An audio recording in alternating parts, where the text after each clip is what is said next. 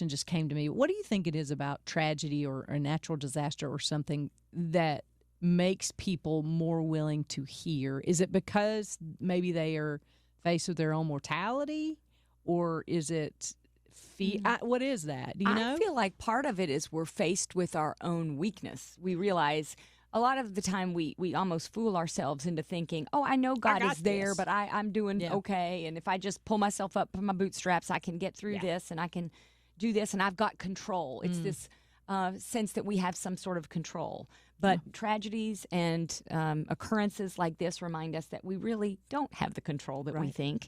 And we do need to lean on God, whose strength never fails and who is in control.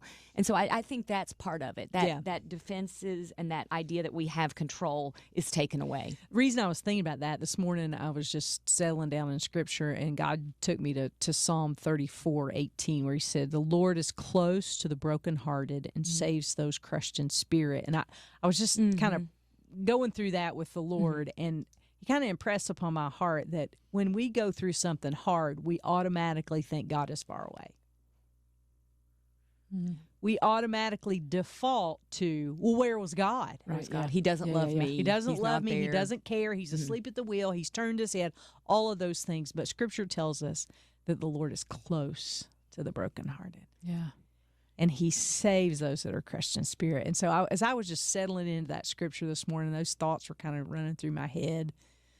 And I think that's also a springboard for what you were talking about, is that I know that people who don't believe have a lot of questions about what happened and are sometimes maybe mad at God because of the storm. Oh, yeah. Where was God in all of this? Right? That's what they say. And I know, we was talking about this with a friend earlier about how God was here through all of this.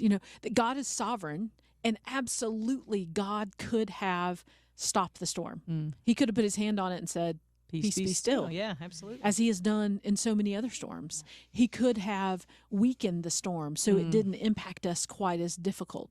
It made it quite as difficult for us. And he chose not to do any of that. And that doesn't make God not good, because God is still a very, very good and loving Father.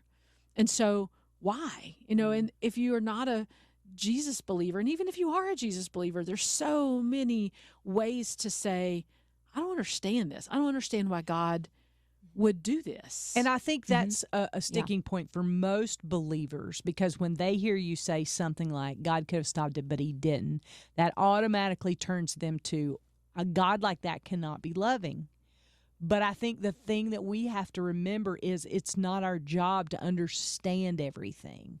In Proverbs 3, it says, trust in the Lord with all your heart and lean not on your own understanding. We have a limited capacity to understand and a limited viewpoint of what God is doing. So without the total picture, it doesn't make sense, and that's because we're finite beings, and it may never make sense.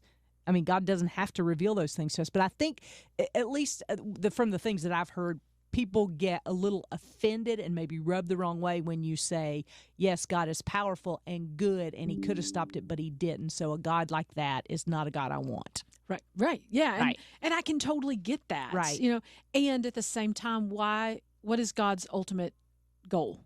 What does God want for this world? He wants people to know him. He wants people to come to a relationship with him. He also knows, as we know, that a relationship with him is better than not having a relationship with him. That we can weather storms like this. We can weather all of the storms of life so much better when we know that we have hope.